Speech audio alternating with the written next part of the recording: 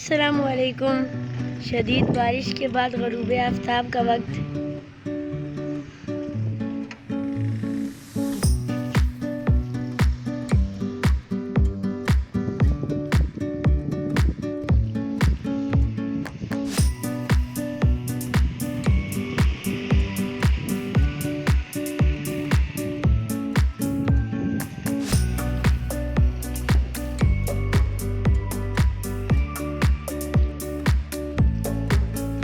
अभी भी बारिश हल्की हल्की हो रही है।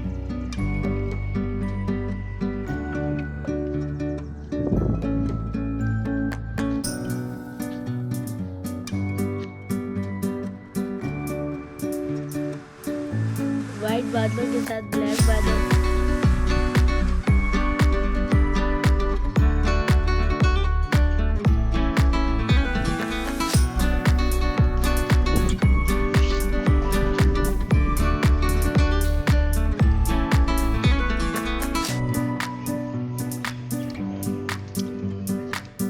अगर आपको हमारी ये वीडियो अच्छी लगी तो प्लीज़ लाइक कीजिएगा।